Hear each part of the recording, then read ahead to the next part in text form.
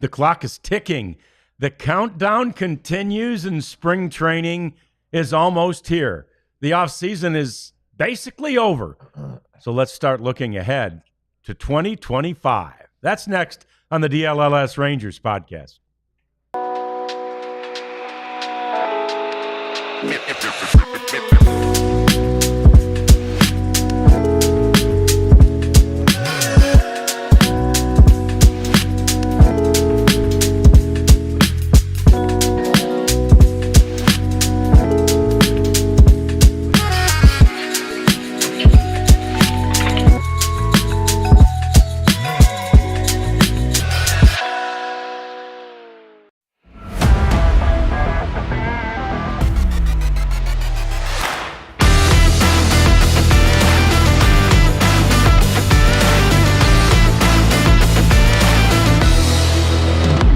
It truly is right around the corner. We've got a weekend and then a couple of days, and it will be time for pitchers and catchers to hit the field.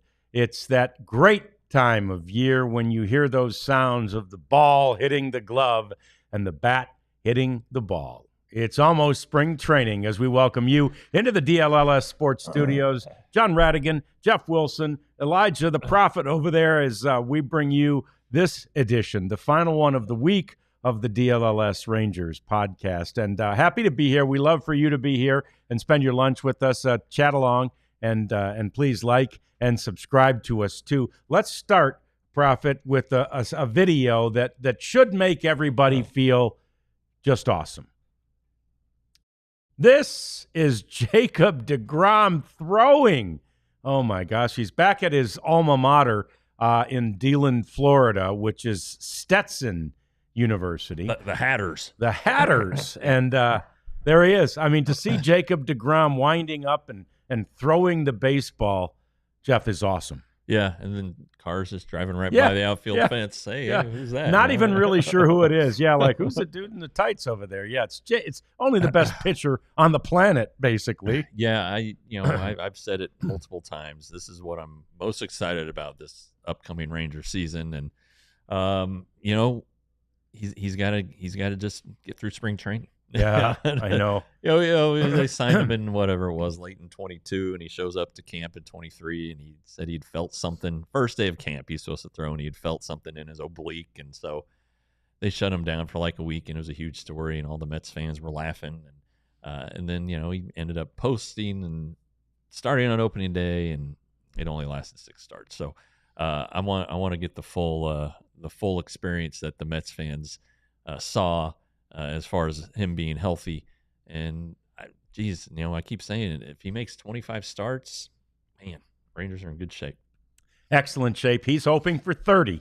And, he knows his body, but he doesn't know his body at this age, right? The body ages as we all do each and every year. So hopefully his optimism will be rewarded, and the Rangers will have an opportunity to get 30 starts out of him. If you saw the show yesterday, and I know a lot of you did, and we appreciate you, we had Chris Young and Ross Fenstermaker on the show, and the reason I'm talking about the offseason being over is because Ross said it, Jeff. Ross said, yeah, we made it through the offseason. Yeah. I mean, basically in their mind, the work is done. The offseason is done. It's time to start focusing on what's next, which in this case is spring training. Yeah, and their bags may not be packed yet, but right, theoretically or figuratively, I guess the bags are packed. The equipment truck is definitely packed. It's already there. It's probably unpacked. Yeah.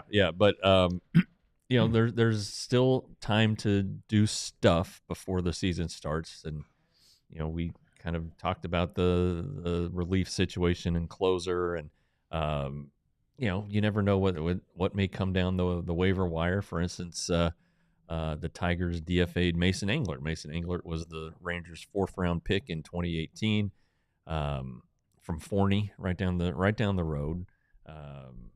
Had Tommy John surgery pretty quickly, and then recovered. Had a really good 22 season in the minors, and was left unprotected from the Rule 5 draft, and the Tigers swooped in and got him and kept him on the roster the whole year. Yeah.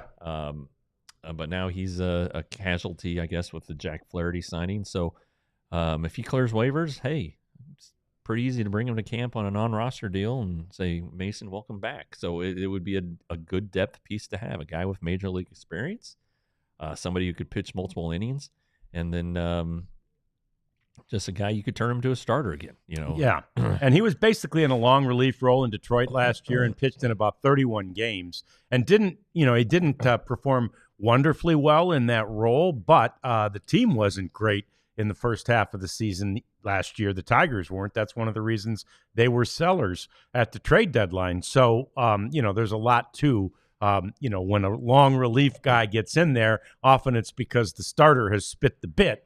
And, you're coming in against sort of odds stacked against you. And the fact that he stayed on the major league club the whole year, and that, of course, he has to in one way or another, has to stay on the 40-man in order to he has to stay on the major league club, doesn't he? Yeah. So in 23, he had to be an active player the whole year, and he was. Yeah. So, they know him so well. I mean, they scouted him, they drafted him, they developed him.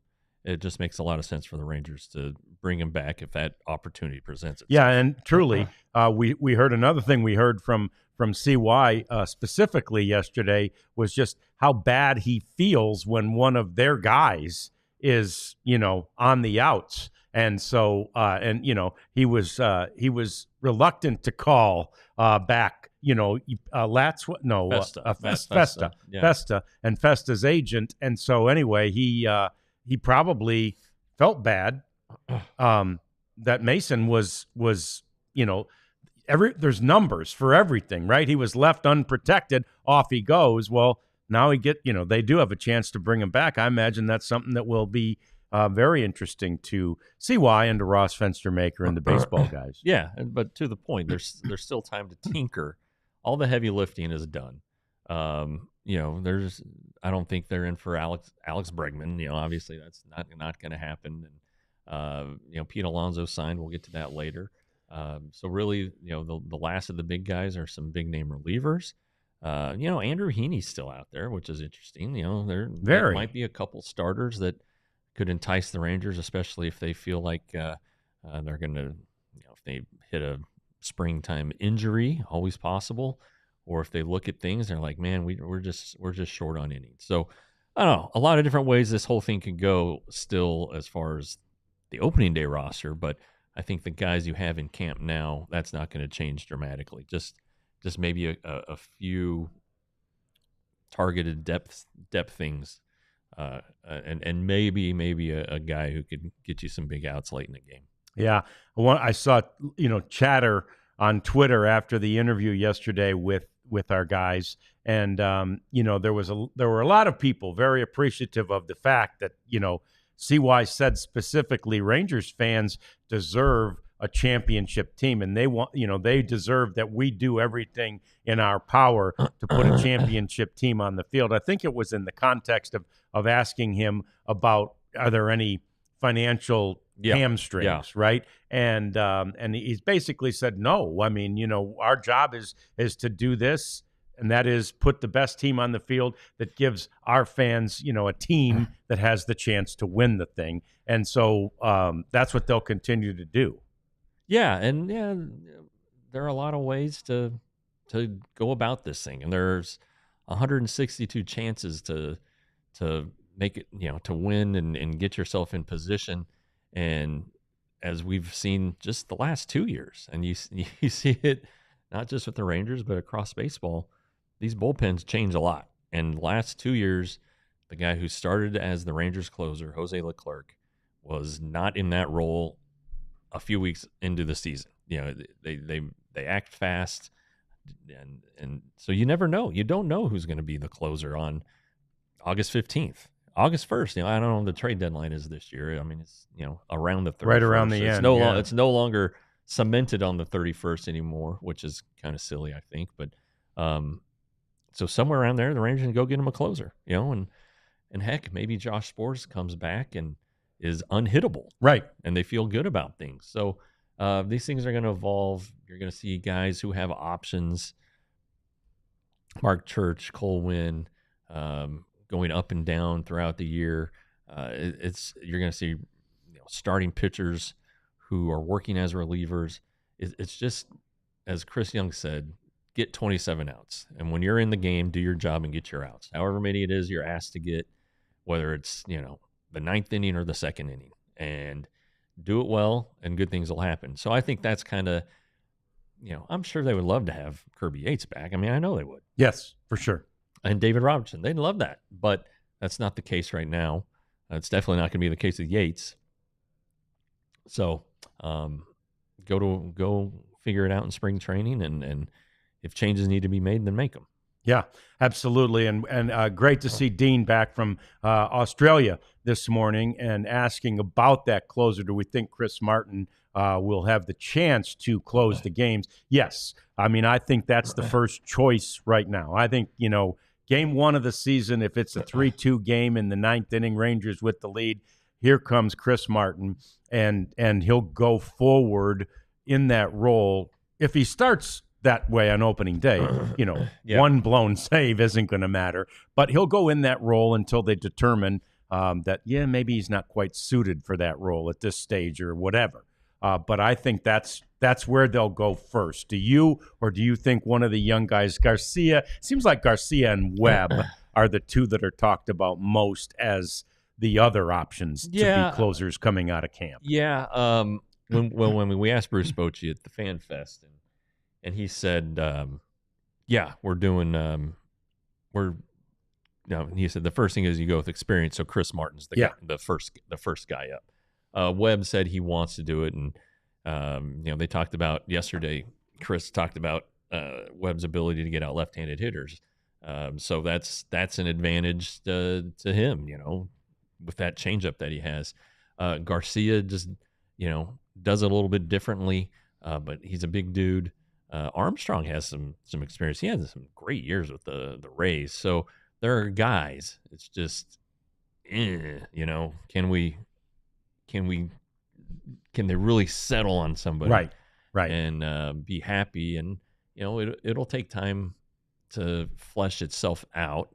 But maybe they just, here in the next week or two, they get a deal they can't refuse. Sure. From an established guy. And what I liked is, I asked CY yesterday, sort of just, is there anything that's keeping you awake at night?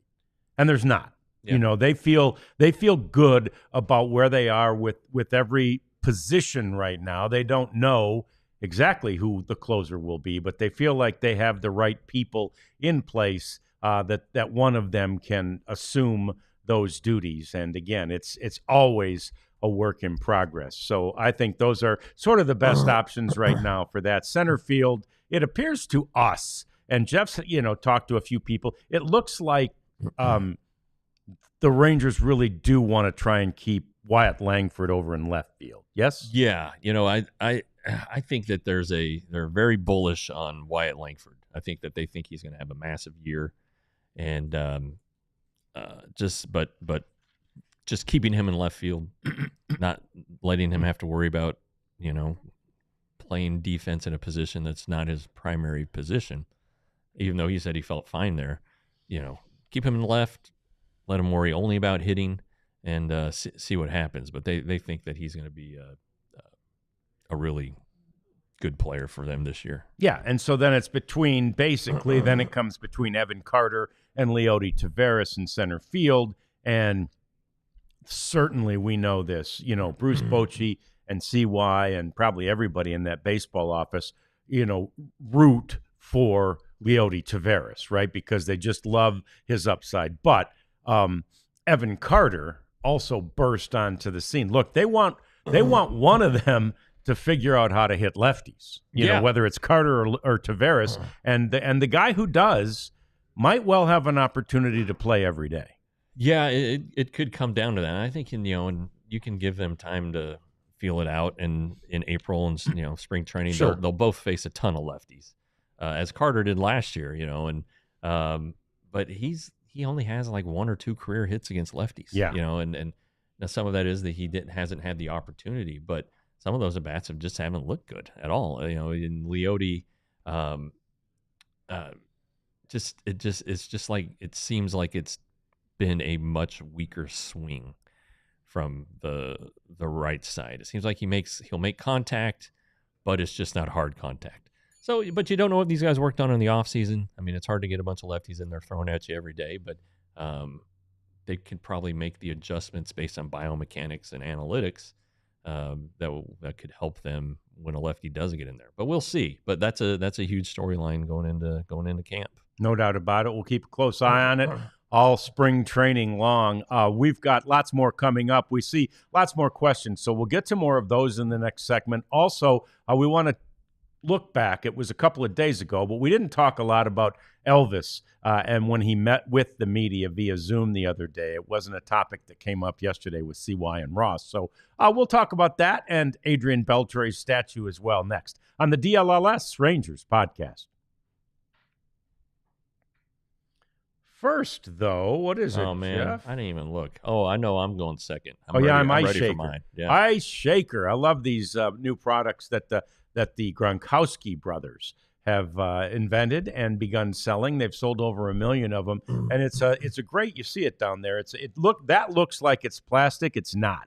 It's metal. It's a metal, water or energy drink type cup that you can take to the gym with you. And that top, the black part up there, is an agitator that if it is an energy drink and you need to keep it nice and, sort of mixed up, that will do it. And it'll do it without a metal ball in there, which is sometimes, the way that is done. And every time you move, it sounds like you got a can of spray paint in your pocket. So I think it's a great idea to get one of these. They're not very expensive. And if you use the code AllCity25, you get 25% more off at iceshaker.com. Yeah, I got Sleeper, and I tell you what, I put together a little some picks yesterday, and the newest Mav, from the Laker, Christie. Yeah, I just needed to hit 1 3-pointer, and he didn't. So I didn't cash in. If he had, I would have won like $30 maybe. But anyway, I'm ready to go again today. I've already made my picks. What you do? It's like, will this Max Christie fella have more or less than 1 3-pointer? Yeah. And so anyway, you do that throughout. I'm a big double guy, as I've said before, and you can even manipulate things down a little bit for lesser, I don't know, for lack of a better term, odds. Yes. It's not as rewarding if you do that, but it is a rewarding app. I love it. It's fun. If you use the code DLLS Rangers, you get up to $100 on match on your first deposit. Yeah, so there you go. I see that Rarities has said on there that Victory Plus has been added to the Samsung TV, the smart TV package yesterday. That's great, and that's the thing about what's happening with television right now. All of these groups are new. Victory is brand new. I mean, they just started basically last August, but essentially started with the Stars, right? The whole Rangers Sports Network, the RSN, is not even, I think it's maybe officially out there right now. I know you can buy the Rangers package on Victory right now, but I'm not even sure, there's anything to RSN yet. It'll come. Yeah. But the point is, all of them will be evolving as they go. Just like Victory, they'd probably been negotiating with Samsung for a while, and you get the lawyers involved and things take time. We know that the Rangers, when we had Jim Cochran on last week, he was telling us, yes, they're still negotiating with other carriers, and I'm actually waiting. I'm about to switch, and maybe I won't be quote unquote switching. I have Fubo. But I'm thinking of switching, but Fubo and Hulu are supposedly going to merge, and so if they do that, then I probably won't have to switch. There'll be some sort of I'm in and all that kind of thing. So those are the kind of things that are still happening. Yeah, and the wife brought it up the other day. If the RSN ends up on Hulu, we're switching to Hulu. Right. Yeah. So that's where we were going too. We've got a few shows we really like on Hulu, and I'm like, I want to get Hulu, and I'm borrowing one of the kids for now. One of the kids has it for now, but I want to get Hulu, but I don't want to get it if RSN's not available. I also have DirecTV, so I mean, I guess it's always available there, but Yeah, my TV situation is crazy. Somebody said last week that with Hulu, you also get Disney Plus and ESPN Plus included. So we would not have to pay for those. So we would save money on that end as well. So anyway, we got to see what shakes out. But like Jim Cochran said, just be patient. Give them a little time. Don't go and change your whole world right now, because these things are ongoing. And look, opening day is March 27th. And what is today? February what? 5th? 7th. Jesus, what happened?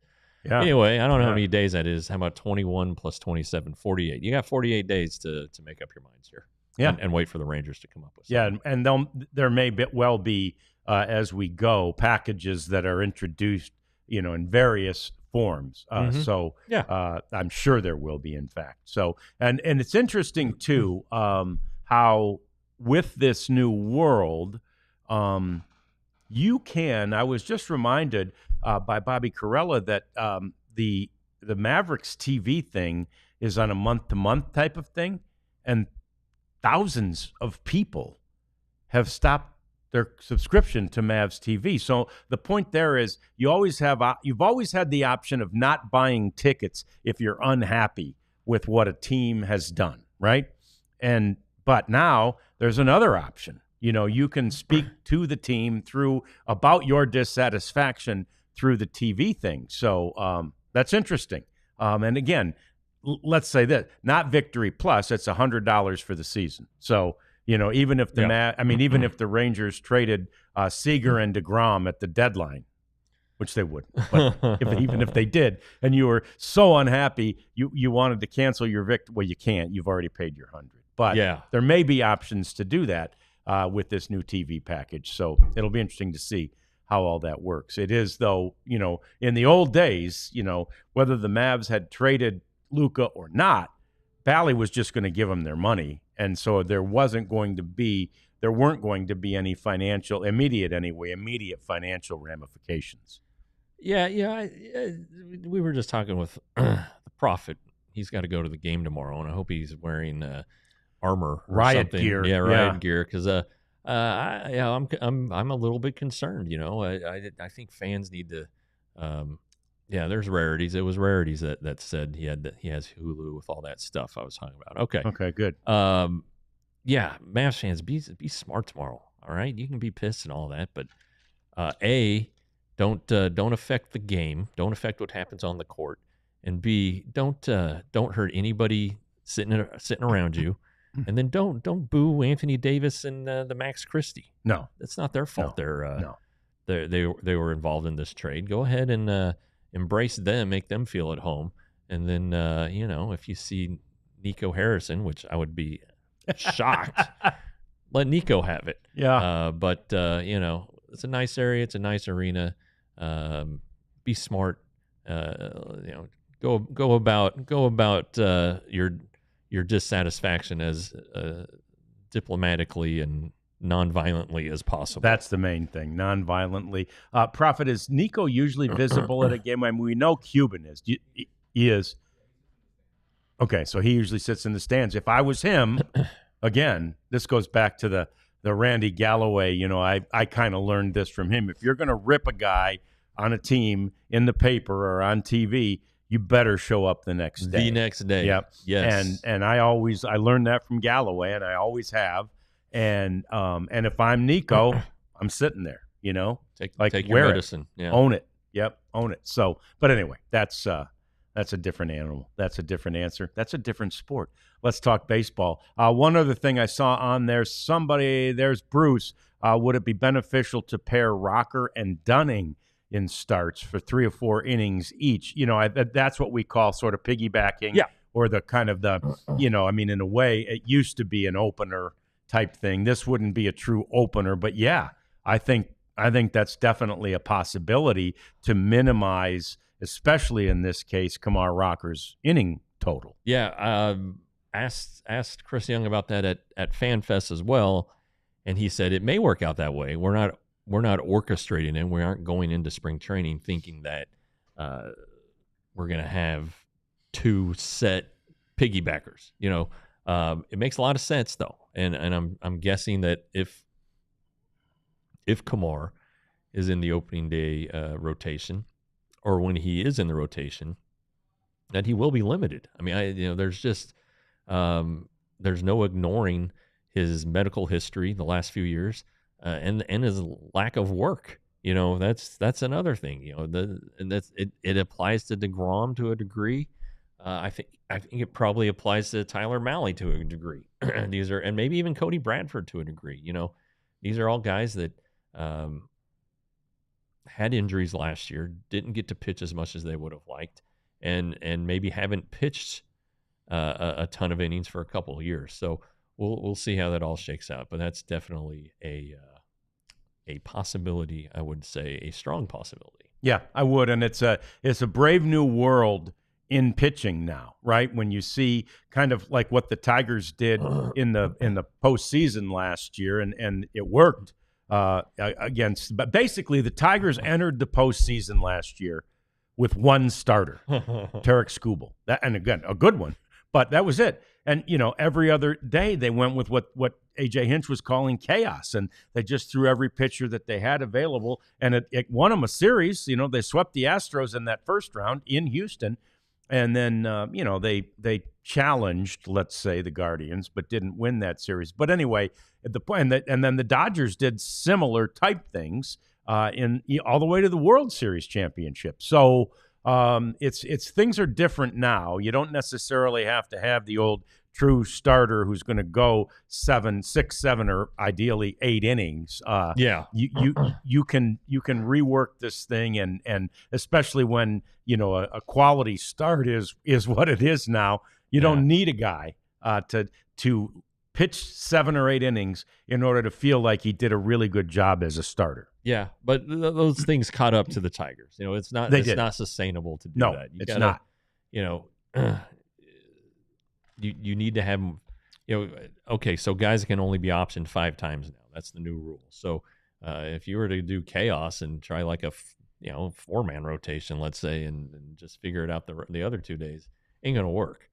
You're going to run out of optionable players, and at that point, you're going to have to make moves on the 40-man roster. So but protecting the pitchers, there's a way to structure the bullpen to do that.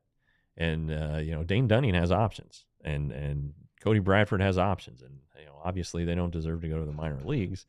But if there's a heck of a pinch and they're the 2 piggyback guys, let's say, well, you're gonna have to bite the bullet for a little while. And I don't think that the Rangers want the chaos. Chris Young was a starting pitcher. I know he did both roles. He talked about it, and but you're gonna have, there are enough starting pitchers. Maybe not enough innings, but enough bodies to figure it out. Yeah. Yeah. And I think, well, I don't know about every team. I think this team's, preference would be, to have a guy go 6 innings every day. Well, I mean, again, I think they'd probably rather 7. Yeah. But to go 6 innings if you got 6 innings out of every starter all season long, I think you'd be just as happy as you can be. Oh yeah, and that's the crazy thing is, again, you said 7. Well, 6 is kind of the even 6 seems to be asking too much. 5 seems to be a pretty. It's like 5 2/3, and then a guy for an inning and a third in that scenario. Again, that 90 to 100 pitch mark. If you're going to a third time through the rotation at that point, or not the rotation, the lineup at that point. People, the analytics guys start to get the shakes, and some of it, is obvious. And, Andrew Heaney was a guy like that. But Mike Maddox and Bruce Bochy also know that, baseball's been played for 100 and however many years. And until like the last 5 years, nobody worried about the third time through the rotation. Right. Right. And baseball got along just fine. So I think that the Rangers will always try to, at least with this current configuration of manager and pitching coach, and really, Pobo, they will try to push their starters to get 6, 7 innings.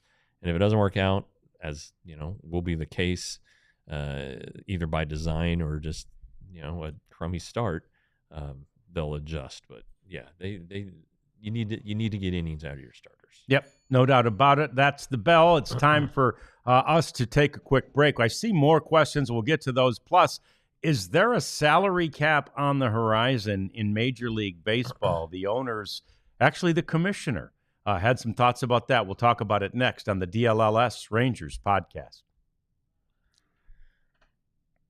John, I went outside. I got home yesterday, and man, I was hot. I know. It was rugged road weather. It really was. It was time to teaser to get that cooler at least ordered. Get it ready and have it at the ready when it comes time for consistent cooler weather, which could be really any time now. Rugged Road, as you guys know, are partners. They make good outdoor stuff, but their specialties, their coolers, they're lightweight, they're durable, they're floatable, and they're really good looking. And they keep stuff cold for like 7 days. So if your fridge goes out or whatever, you can just stick your meats in there and keep it iced up, and you're good. But with baseball season, youth baseball season on the horizon, this is now becoming a priority for the Wilson clan. So be like us. Go to ruggedroadoutdoors.com. Use the promo code DLLS, and you'll get 10% off. Yeah, and we'd encourage you to also go to FOCO. That same code, DLLS, gets you that same discount, 10% off. And what's at FOCO? Well, what's there is anything and everything to help you show your allegiance and your appreciation for your favorite team. And I've seen, by the way, a lot of people on social media platforms saying, oh, I can't not be a Mavs fan. Oh, like the hurt is wearing off. I'm always going to be a Mavs, which you are, right?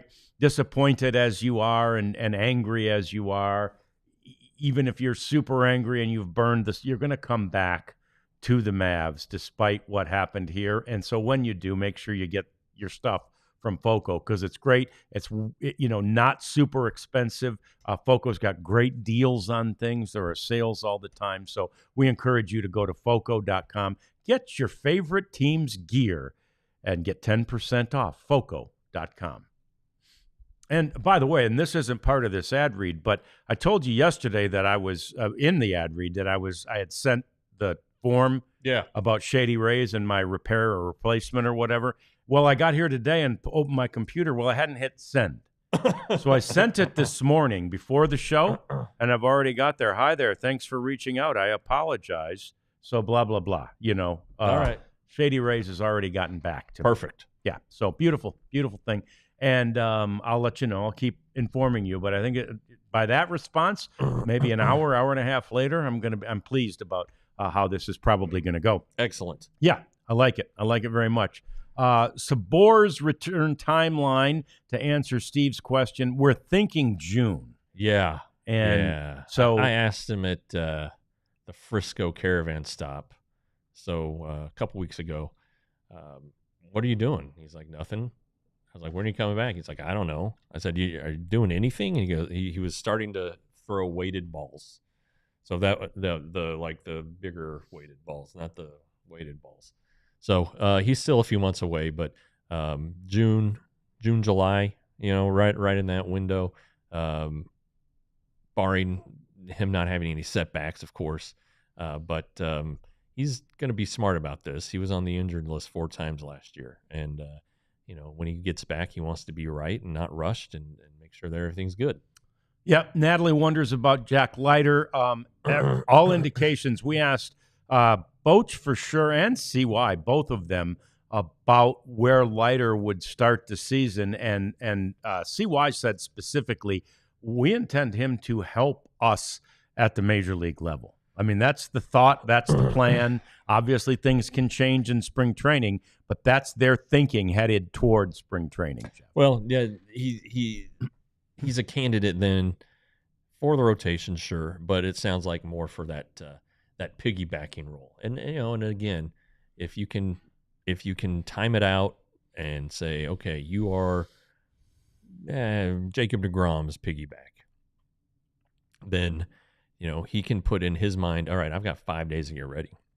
And maybe he could pitch like his bullpen day. Maybe he could pitch out of the bullpen instead of doing his work before the game. He can get his work in the game if they need him for an inning or whatever. It won't limit him too much. So that's Jack has always been able to talk. His dad, of course, is paid to talk. Jack grew up in the game and is very polished and seems to always say the right things. But he's also been a lot more honest here, I'd say, the last 18 months. I think the game humbled him there for a while. And I think that, you look at what he did last year at AAA, he was fantastic. And it's hard to pitch in the Pacific Coast League, and it's really hard to pitch in AAA now with the automated strike zone. So, you look at his numbers and you kind of look at offensive numbers. There are a lot of guys who are just taking walks because, if it's close, they're not swinging. So Jack Leiter had good stuff in the strike zone at AAA last year, and you started to see it at times in the majors. Still some adjustments to make, but he has a chance to help the team out. And really, he's kind of, 2021 draft. He really kind of needs to start doing it. Yeah. So hopefully he will. And it's exciting because unfortunately, he doesn't even show up on most of the lists of top prospects anymore. And he was, at first he was near the top of all of them. So it'll be nice to see him sort of, get back to living up to that potential. We think it's still in there. We know it is. It was, he got to that level of prospect status for a reason. And we'll look forward to him trying to do that. Breakout candidates for spring training. That's a good one. It's hard. I'll tell you this. I think one guy who's going to reopen everybody's eyes at spring training, I see a guy like Jesse Chavez come in, knowing it's a crowded bullpen situation and knowing he has to be nails, like better than nails to make it at his age. I think Jesse Chavez goes through spring training and people go, the team goes, well, we got to have Jesse on the roster. Yeah. I don't know that Mark Church is a breakout. He was the other one in my mind, but yeah, because I've thought that he would make the team last spring. I think he'll make it this spring. So I'm going to kind of hold on that one. But I think that Dustin Harris is going to be an intriguing guy this spring. A guy who's been a prospect for a while. And the reason I think he's going to be intriguing is because even though the Rangers are trying to push him away from it, he can play first base. And, Jake Berger obviously is going to be the first baseman. There's no doubt about that. But who is the true backup at first base? Well, is it Ezekiel Duran? He can, sure. But can Josh Smith? Probably. But Dustin Harris can. And he can also play all three outfield spots. And in a pinch, he can play third base. He's a left-handed bat. If you kind of look at the Rangers lineup, Simeon, Garcia, Young, Berger, Higashioka, Langford, that's 6 right-handed hitters. Yeah. You may want to have a guy who's able to step in and bat from the left side. Benny, I hope Blaine Krim gets called up. Good Lord, I've been pulled for that for 3 years. Yeah. So he's this is his last year before minor league free agency. So I hope something good happens with Blaine. But I'm going to go with Dustin Harris. He showed well there in his major league debut, the last 2 games of last season. So Dustin Harris, my spring breakout guy. Okay, I like that one. All right. That's great. Yep. And Dean, I like you supporting my spring training breakout guy. Good A to you, of course, always in Australia. I will say this, there were ownership meetings, and I don't even know where they were, but they're always someplace nice, Palm Springs or somewhere, and they just ended.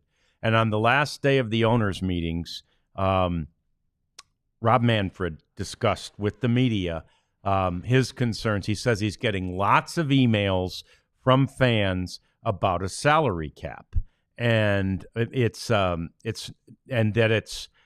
what the Dodgers are doing is harming the game, and I don't think that's true, and I don't think there's any chance there's going to be a salary cap. If there is, I don't know what the hell we're going to talk about for a whole off season with a lockout, for God's sake, or Actually, it would probably be a strike.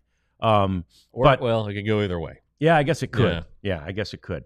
So anyway, I think I get that fans are saying that, and I think that goes to patience, if you will, in some ways. First of all, all the teams are owned by billionaires, so any team can spend any amount of money they want, and it won't,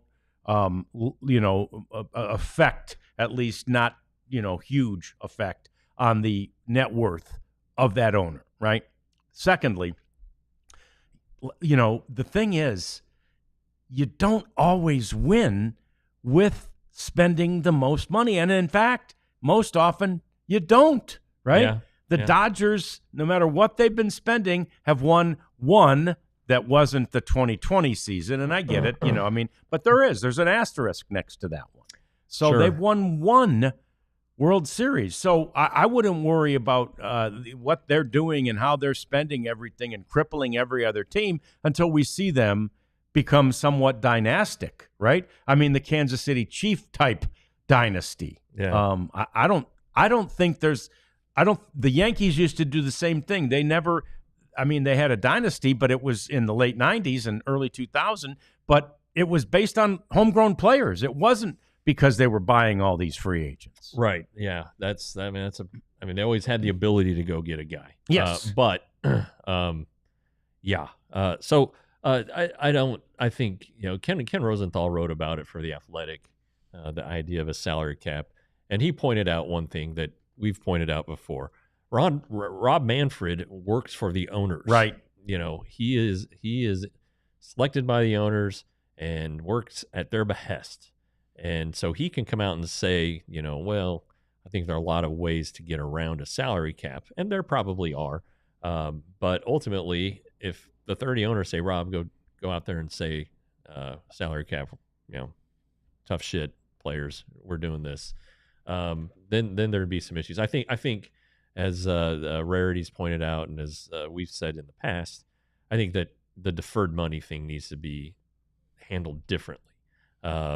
I don't know if it needs to be banned, but limited, capped, yes, I agree with that.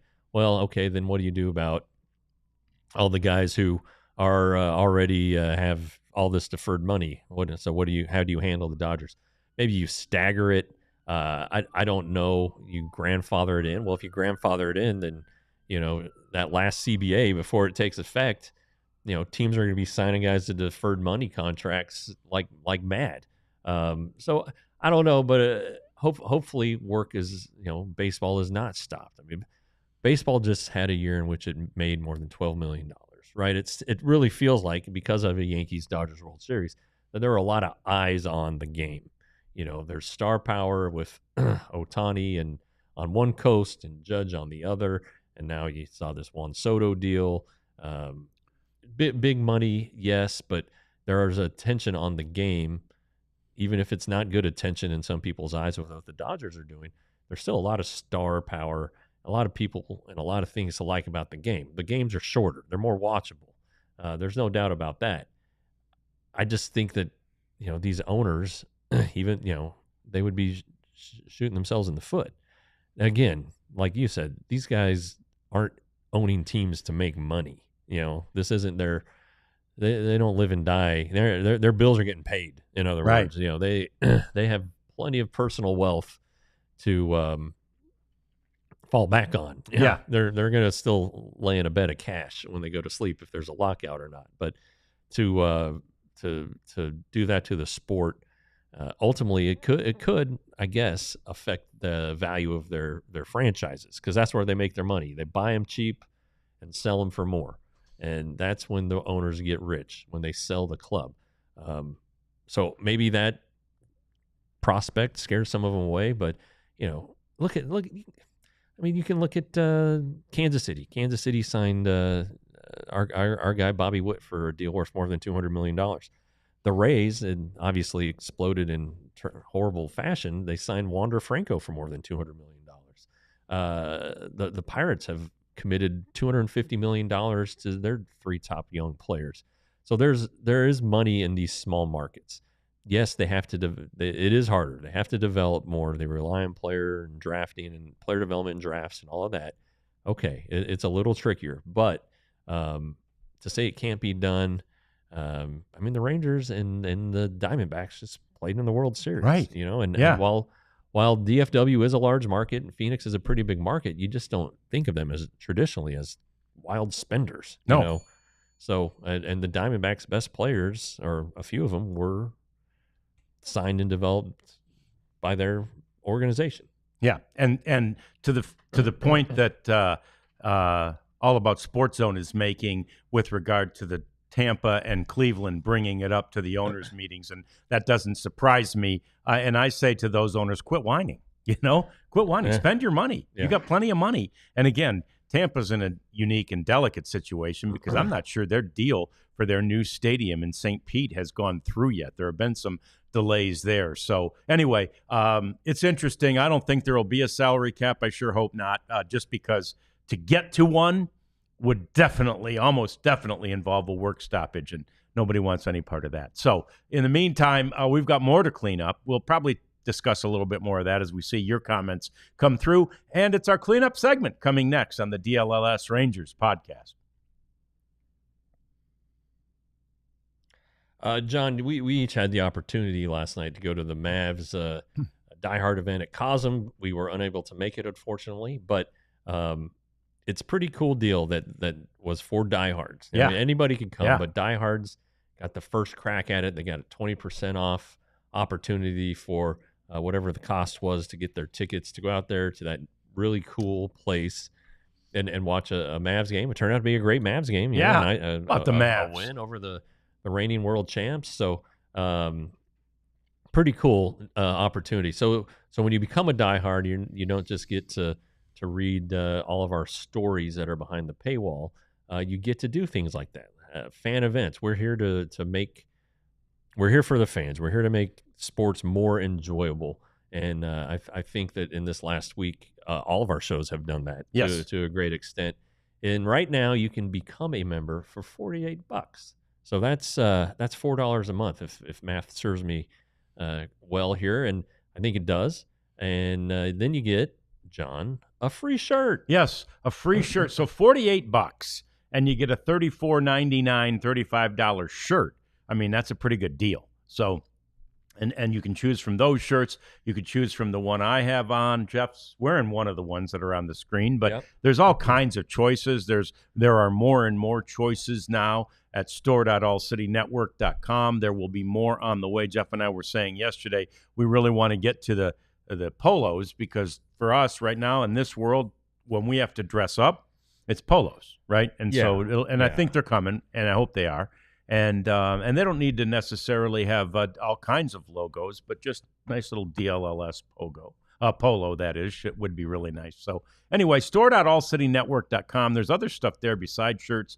There will be hats soon enough. Store.allcitynetwork.com for our merchandise.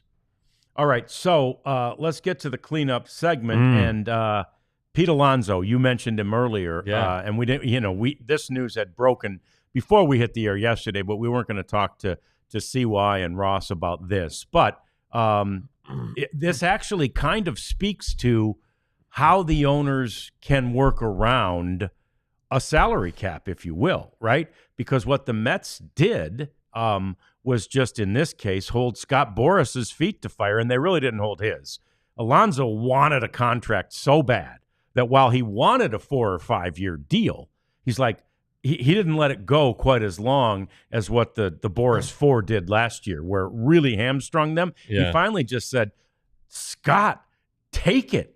Yeah. I'll take 2 for 54. Let's go. And they got an opt-out after 1 year. So there's a chance that if, that he has a great year, that he'd be able to try this again next year. Yeah. But I believe that is, Steve Cohen is the richest among all these owners, but that's an opportunity or a way to show how an owner, if you can police yourselves a little bit and not be throwing around all these 6 and 7 and 10 and 12 year deals, then maybe, this salary cap wouldn't even be something that's discussed. Yeah. Their GM, David Stearns, came from Milwaukee. All right. So he's been, one of these teams calling for a salary cap, and now all of a sudden he's working for the richest owner in the sport. I really wonder when it, if anything ever comes out about it. Like, I don't think any GM, if we're being honest, is comfortable with giving Juan Soto 15 years. No. Or whatever it ended up, 16, whatever. I don't think anybody was comfortable with it. Any GM would be comfortable with that. I think maybe, the owner then at that point, if he's that rich and wants the guy, it's an ego thing. He's like, yeah, I want him. Let's give him one. Let's get it up. Let's go. Yeah. And let's just outbid everybody. So, but in Alonso's case, I just don't think he wanted to go anywhere else. He didn't. And that's refreshing. He is getting paid. All right. He's not going to be going to the poorhouse anytime soon. He does get that opportunity to opt out after this year, but next year Vladimir Guerrero is going to be on the market, and I know Vlad's played some third here lately, but he's a first baseman, and so does Pete Alonso want to have to wait for Vladimir Guerrero to set the market, and how many teams are going to need first baseman next year? That's another thing. And I don't know. I really don't. I haven't looked at it because the Rangers got their guy in Berger, but Bregman's the next one, and he, unlike Pete Alonso, is like, I'm not taking a short deal. No, and he told Boris, dig in. Apparently, the Astros have upped their offer, and he still says he wants more. He wants a 6 or 7 year deal, and so that's just. And again, look, he's got enough money, right? Like, it's not like, same to your point about if there was a lockout, none of these owners are, they're all sleeping on a bed of money. Alex Bregman could not play this entire year and have no financial worries, right? Yeah. Most people don't go to work for a year. He could retire. Like, whoa, shoot, okay, I better get back to work. No, he would not have a worry financially. That said, obviously, he's not going to do that. He's definitely going to end up signing somewhere before, probably before the end of spring training, but it could be, if they're going to wait like they did last year, toward the end of spring training. And then if that's the case, you're not getting the prime deal, and you're probably going to regret that you didn't take the Astros. By then, the Astros deal will probably be off. Well, and Alonso a few years ago turned down a really big extension, and that's a Boris thing. Boris always wants to take his guys to market. Okay, it looks like the Cubs are still a team, a possibility for Bregman, and I guess the Tigers still are. Sure seems like they would be, yeah. And I mean, and if you're the Blue Jays, and you are anticipating that you're going to lose Vlad Jr. next year, well, Alex Bregman wouldn't be a bad addition, and wouldn't cost nearly as much. Yeah. I mean, you did sign Santander, right? So if you get Bregman, that's a second big addition.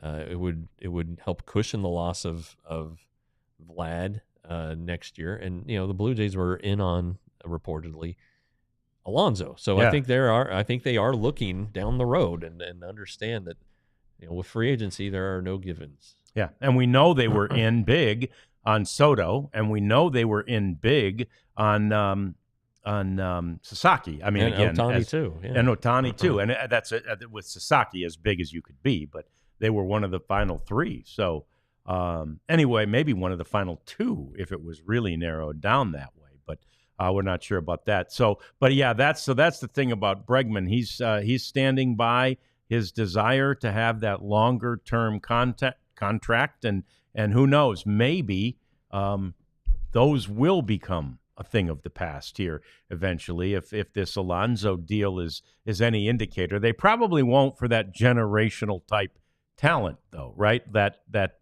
Juan Soto type talent. Yeah, I don't know. I mean, it's the game's changing, the money's changing, and then the Blue Jays case, let's say they somehow make the playoffs and make a little run. Well, their fan base is going to demand that they keep Vlad, keep the band together, and if the Rangers coming off the World Series, Josh Hamilton became a free agent, and they're like, gosh, or 2 years later, but in 2011 it was C.J. Wilson, and I remember John Daniels opened his season, after the World Series, his press conference, he's like, our top priority is C.J. Wilson. Well, C.J. didn't sign, so they rebounded nicely with Yu Darvish. But there's always, you always want to build on momentum. You feel like your window's open. I mean, Adrian Beltre, they didn't re-sign Vlad Sr., who had a nice year. He did. So they re-signed. They just went out and signed Adrian Beltre and kept the momentum going, kept the window open, and it stayed open. In 12, it was open. It didn't work out. Hamilton left. The Rangers just missed the playoffs in 13. 14 was a GD disaster. 15, 16, back in the playoffs, win the division. Yeah. So you keep that window open. So it's hard, and these are where the owners have to make tough decisions, and they're not always fan favorite decisions, or fans don't like it, but sometimes these players just get too expensive, right? And history sometimes tells you that, like, oh wow, that decision didn't turn out that badly. They wanted C.J. Wilson, right? But if C.J.'s career had continued here as it did there, you didn't get that much more out of C.J. Well, really, the same thing with Cliff Lee. Yeah, after the 2010, the Rangers, I think, offered him a boatload of money, over 5 years, and he ended up going to the Phillies. But what became of him? Not a lot. He got hurt right away. So, there's risk with every player acquisition. There's risk. Yep. I mean, and it's just when it's going to bite you. I mean, Jacob Degrom was a risky signing, but they have 3 years left to hopefully recoup on it. It's just, I don't know. It's a tough business when it comes to that.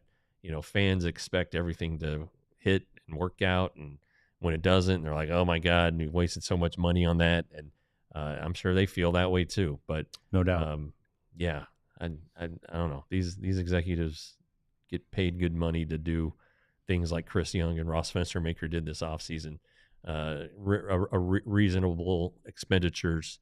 I know that a couple of years ago the Rangers kind of went on a limb with Seager and Semien, but that was kind of by design. They had stripped down their payroll so much the previous 2 years that they had saved the money. So and the ballpark had opened during a pandemic.